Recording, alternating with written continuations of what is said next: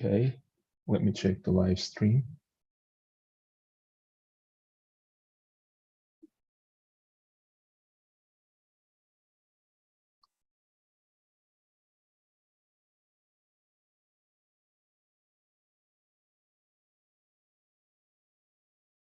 It should be on, yes, great. So hello everyone, welcome to today's lecture on PNS DRAM Blender. Today we are going to talk about a paper which is published at HPC 2019 called D-RaNGe, using commodity DRAM devices to generate true random numbers. I'm Ismail. I'll be presenting this paper today. Please feel free to interrupt me when you have questions. I'll be happy to answer that. Okay, let's get started without further ado. So, as we said, this paper called D-RaNGe, a mechanism that uses commodity DRAM devices to generate true random numbers with low latency and high throughput. The relevance of this paper on this course is that this paper uses our infrastructure called DRAM Blender to evaluate DDR4 DRAM chips. Yeah. So let's start with the brief summary. The motivation is that high throughput true random numbers enable system security various randomized algorithms. Unfortunately, many systems like IoT, mobile, and embedded systems do not have dedicated true random number generator hardwares. This is because they're mostly resource-constrained devices, and their target is mostly becoming an energy-efficient device, so they have constraint on resources. However, they do have DRAM devices, on which a few recent papers have proposed generating true random numbers. So the problem is that the current DRAM-based D-RaNGe either do not sample a fundamental non-deterministic source, and they're too slow for the continuous high throughput operation. So this paper goal is to develop a novel and effective D-RaNGe that using existing off-the-shelf DRAM devices to provide random values with high throughput, low latency, and no adverse effect on concurrently running applications. To this end, this paper proposed D-RaNGe, a high throughput random number generator that reduces the DRAM access latency by reliable timing parameters and exploit DRAM failure probabilities to generate random values. In this paper's evaluation, the experiment they characterized 282 real LPDDR4 DRAM devices, and they report that D-RaNGe has significantly higher throughput on the state-of-the-art by 211x. And D-RaNGe has a significantly lower latency than state-of-the-art, which is 100 nanoseconds. And yeah, here is the outline for this talk today. Okay, so we will first start with the motivation of this work. So high throughput true random numbers are required for many real-world applications. These applications include cryptography for securely encrypted file systems, network packets, data in standard protocols such as TLS, SSL, RSA, etc. Others include randomized algorithms, scientific simulation, statistical sampling, industrial testing, and recreational entertainment, etc. True random numbers can only be generated from physical processes, such as shot noise, electrical noise, thermal noise, radioactive decay, etc. So for this reason, systems generally rely on dedicated D-RaNGe hardware that samples non-deterministic random variables that are inherent in various physical phenomena.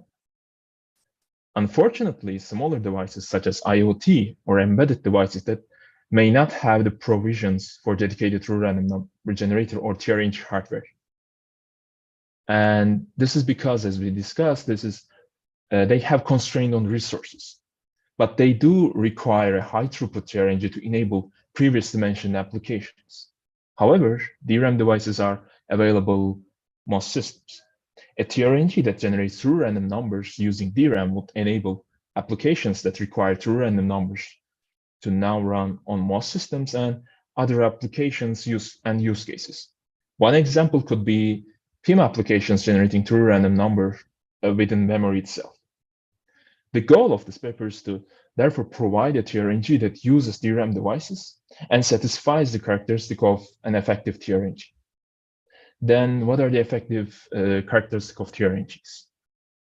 So this paper identifies 6 effective D-RaNGe characteristics that we satisfy. So it should have a low implementation cost, a mechanism that requires little or no changes to current systems and minimal addition area overhead. And it should be fully non-deterministic, which can be guaranteed by sampling a truly random physical phenomenon. So it's impossible to predict the next output given complete information about how the mechanism operates. It should provide a continuous stream of true random numbers with high throughput. And it should provide true random numbers with low latency such that applications do not have to stall when requesting random values. It should exhibit low system interference, which means that it should not significantly slow down concurrently running applications. And finally, it should generate random values with low energy overhead. So now we are going to discuss the mechanism, the D-RaNGe, after providing a necessary background on DRAM. So each DRAM bank is hierarchically organized into subarrays. Each circle in the cartoon represents a single DRAM cell. Columns of DRAM cells in a subarray are connected with a wire referred as a local bit line, and the rows of the DRAM cells are connected with a wire referred as the word line. And a row of DRAM cells is called DRAM. At the peripherals of the core cell arrays are a local row decoder, which selects the row to read and write to, and a local row buffer, which amplifies the data that is stored in the cell to an I/O readable value. DRAM is comprised with the of many subarrays, which are often composed of 512 to 1024 rows. Further, peripheral exists containing groups of subarrays called a bank. The global row decoder selects the local row decoder that will drive the word line, and the global buffer aids in the transfer of the data to and from the CPU. A DRAM device is comprised of several banks, and each bank is accessed can be independently. So let's take a look at how DRAM operates in the scope of the single subarray. Because memory controllers typically access DRAM at a granularity of a cache line, we combine consecutive aligned DRAM cells as a cache line in this diagram. First, we activate the first row, which copies the entire row's data into the row buffer. At this point, we can read our data at the granularity of a cache lines within the activated or open row. When we want to access the data on the another row, we must precharge the current open row, which prepares the row buffer for copying data from another row. We can now activate the second row before reading the data from it. Then we read the data. So now let's take a deeper look at the circuitry to understand access latency failures. A DRAM cell holds its data as a charge in a capacitor, and the access transistor gates read and writes to the cell's data. The data gets read out by the sense amplifier via the bit line when the access transistor is enabled. Initially, the bit line is kept VDD over 2. And when the word line is driven high or activated, the capacitor begins its charge with the bit line. The sense amplifier is then enabled, and the voltage differential is on the bit line is amplified to an I/O readable value. In order to ensure correctness of the operation, memory controller can only read the data TRCD time after activation. We could read this data earlier when it reaches the readable voltage threshold, VMIN. But we want to make sure that there's enough guard band such that other cells that may have weaker due to process variation will not fail when access TRCD time after activation. We highlight and refer to varying degrees of strength of the cells in terms of how early they reach the readable voltage threshold. So if we are to read with a TRCD reduced below manufacturer recommended values, we begin to induce latency failures in the weaker cell. Cells that are read when their bit lines voltage is lower than Vmin have a probability of failure. And this probability increases as you read further below the voltage threshold. So that leads to the key idea. The key idea is to reduce DRAM read access latency below the reliable datasheet specification values using software-only system calls in order to exploit the resulting error patterns as true random numbers. They found that the probability that a cell will result in a latency failure due to reduced TRCD access is inherently related to random process variation from manufacturing. This knowledge enables us to provide random values by observing DRAM cells' latency failure probabilities. Here is a cartoon showing the manufacturing variation across a region of DRAM. When accessed with a reduced timing parameter, some cells have high percent chance of failing, while others have a low percent of chance of failure. The key idea is to extract random values by sampling those DRAM cells that truly randomly, that fail truly randomly and using the resulting data as random data. So we first identify all DRAM cells that fail randomly when accessed with a reduced TRCD, and we refer to these cells as RNG cells. When accessing an RNG cell with a reduced TRCD, the values will be truly random values, and we can directly use the output as such. So in this paper, they characterized that and found that the random values when accessed with TRCD reduced by 45%, and they call it an RNG cell. To identify this RNG cell, they first extract 1 million values that we will refer to as a bit stream from each DRAM cell. We then classify each DRAM cell whose output passes the NIST statistical test suite for randomness as RNG cells. So what is NIST test suite? This NIST test suite is used to evaluate the randomness, statistical tests used to evaluate the randomness of the given input. It composed of many tests. For example, some of them are unbiased output of ones and zeros across the entire bit stream, and biased output within smaller segments of the bit stream, etc. And to maximize the bits that are accessed immediately following an activation, they alternate accesses to distinct rows in a bank. This access pattern quickly generates TRCD failures within a cache lines in 2 rows. This maximizes TRCD failures when accessing with a reduced TRC. They first activate the first word line and immediately read the cache line from the first row. Then activate the second word line and then immediately read the second row. And they keep alternating accessing to different rows. Because only cache lines immediately read after activation result in failures, cache line containing more RNG cells provide more random bits of data per access. To minimize the system interference of D-RaNGe, D-RaNGe has exclusive access to RNG cells such that data must not be migrated before starting to generate random values. Here, we show a DRAM array of cache lines. They highlight the 2 cache lines in distinct rows with the most number of RNG cells in this bank. So in order to minimize the interference, they resolve these rows such that D-RaNGe can exclusively access the cache lines containing the most RNG cells. And they also reserve the surrounding rows such that DRAM data pattern or read-write interference does not occur. And thereby, they can parallelize accesses across all available DRAM banks for higher throughput of random values. One such example implementation of D-RaNGe is that the memory controller reserves the rows containing the selected RNG cells and neighboring rows in each bank to avoid DRAM read-write interference. When the system is not accessing the memory controller runs a firmware that generates random values using the D-RaNGe methodology. Then the memory controller maintains the buffer of a random data.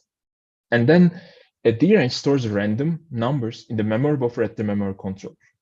And then they expose an API for returning random values from the buffer whenever requested by the user. So now let's discuss the methodology for testing DRAM and evaluating the mechanism. So now the infrastructure that's developed that can test 282 state-of-the-art LPDDR DRAM chips. Each device is 2 GB in size, and it has chips across 3 major manufacturers. They test within a thermal controller chamber with an ambient temperature range of 40 to 55 degrees Celsius with a tolerance of 0.25 degrees. A DRAM temperature is always held at 15 degrees Celsius above the ambient using a local heat source. Then they have process control over DRAM commands and timing parameters, which is due to the DRAM vendor. And they can test the reduced latency effects by reducing the TRCD parameter. And they use a cycle level simulator called RAMulator using spec workloads, simulating a 4-core system to evaluate the throughput, latency, and system interference of this D-RaNGe. Then they also use DRAM power to estimate the DRAM energy consumption of D-RaNGe using the output from RAMulator. So let's take a closer look to the results. So how do we know whether D-RaNGe provides true random values? They test many bit streams with the NIST statistical test suites and show that RNG cells that their sample pass each test and every test. The more you can find more details in the paper. So now the latency results. Latency is related to density of available RNG cells per cache lines. This plot shows the number of cache lines that it can find in each bank containing a certain number of RNG cells, which is on the x-axis.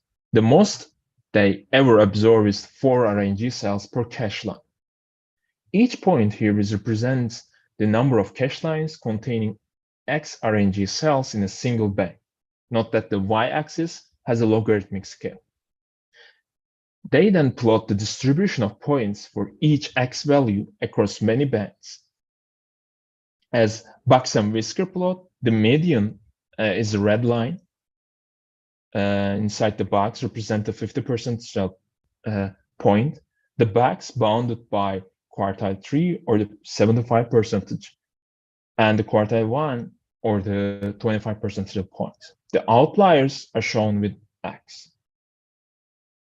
So then they plot the latency distribution for each of the 3 DRAM manufacturers that they test. The manufacturers are labeled as ABC. They use this distribution to determine the latency of generating 64 bits of random data. Please note that, as you can see in manufacturer C, they didn't observe 4 RNG cells per cache line. To find as a maximum latency, they assume that they're able to access cache lines containing only one single RNG cell, and also using only cache lines within a single band. Then they find that the maximum latency to be 960 nanoseconds. So the minimum empirical latency is that they assume that we are accessing cache lines that contain 4 RNG cells, which is the most number of RNG cells that you can find in a cache line, and that they parallelize accesses across all available bands.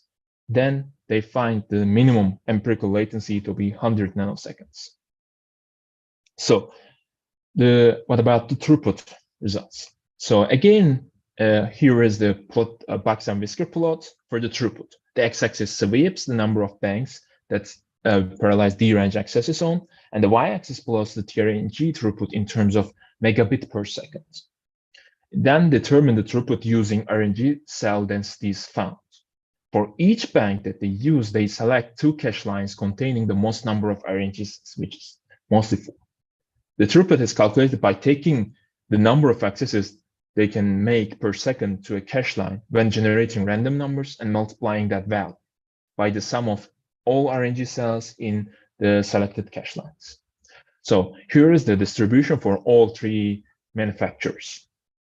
Because they only observe between 1 and 4 RNG cells per cache line, there are a limited number of possible inputs. They found that it can generate true random numbers at least 40 megabit per second when parallelizing D-RaNGe across all bands, which is 8 bands. And that they find that the maximum throughput for manufacturers A, B, C are around 180, 180, and 130 megabit per second. So this is for one channel and using 8 bands. So when they parallelize this across 4 channels of DRAM, which is often available on systems, D-RaNGe can produce random numbers at a maximum of 717 megabit per second and the average of 435 megabit per second. So now let's take a look at the system interference results. They find that the capacity of D-RaNGe is the 6 DRAM rows per bank that system designer must reserve. This includes 2 rows containing the selected cache lines and a 4 row surrounding each side of the 2 rows to reduce the data pattern interference, as we discussed. This is an insignificant capacity overhead, less than 0.1%. And D-RaNGe is inherently flexible mechanism and can adjust its level of interference in a number of ways. One way will be to change the priority at D-RaNGe accesses are issued compared to regular application DRAM accesses. In trying to show the flexibility of D-RaNGe, they studied the spec 2006 workloads in the pessimistic case where D-RaNGe only issues accesses to a DRAM bank when it's idle, such that D-RaNGe has no interference with concurrent running applications. And they find that in this case, even in this pessimistic case, D-RaNGe can still provide on average 80 megabit per second of random data. And then they look at the energy consumption of D-RaNGe, using, as we discussed, the output of emulator using DRAM power. They find that D-RaNGe can provide random data at rate of 9.9 nanojoule per bit, and this was determined again by emulator and DRAM power. So there are a lot of results in this paper, but let's briefly talk about other results that are included in the paper before presenting the comparison of D-RaNGe against the prior state-of-the-art works. So they propose LPDDR4 DRAM activation failure characterization, which is a very rigorous characterization. I'll suggest you to take a look at that, and including the spatial distribution, data pattern dependence, temperature effects, and variation over time. And they have a detailed analysis of how D-RaNGe meets the basic requirements for an effective D-RaNGe. A detailed analysis of on devices of 3 major DRAM manufacturers and D-RaNGe energy consumption, 64-bit latency, and throughput. Further discussion on the algorithm for D-RaNGe to effectively generate random values, design considerations, overhead analysis, detailed comparisons against prior works, and the analysis of statistical test results. So now let's jump into the comparison with the prior work versus D-RaNGe. So compared to the all prior work, D-RaNGe performs better in terms of all the identified characteristics of an effective D-RaNGe. Compared to comment scheduling, D-RaNGe actually samples a truly random entropy source and provides random values at significantly higher throughput and lower latency. Compared to the retention time, D-RaNGe provides random values at orders of magnitude higher throughput, less latency, and lower latency. And finally, compared to the startup values technique, D-RaNGe can continuously produce random values and likely to generate random values with much lower latency and higher throughput, which since the D-RaNGe does not require a system restart.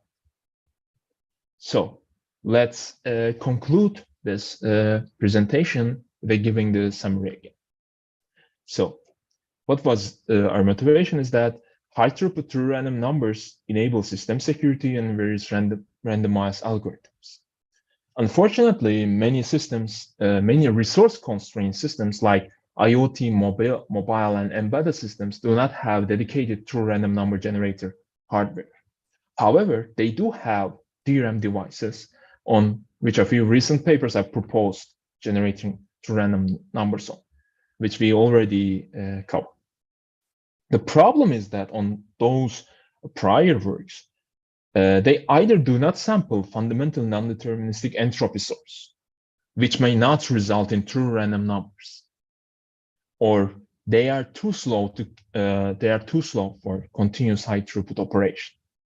So this paper goal is to develop a novel and effective D-RaNGe for existing unmodified DRAM devices that can provide continuously high throughput random values at low latency while minimizing the effect the concurrently running applications. To this end, they propose D-RaNGe, a high throughut D-RaNGe that reduces DRAM access latency below reliable thresholds and exploit DRAM cells failure probabilistic to quickly generate random values. Their evaluation experimentally characterized 282 LPDDR DRAM devices and find that D-RaNGe provides random values at over 700 megabits per second, which is orders of magnitude over prior DRAM-based D-RaNGes.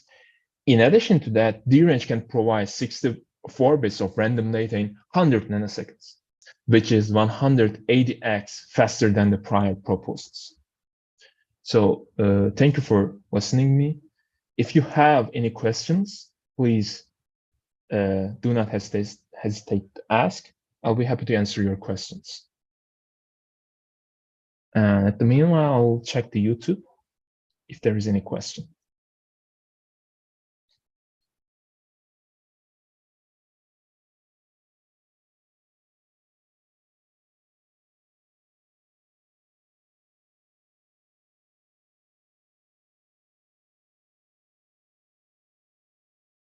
I guess there is no question on YouTube.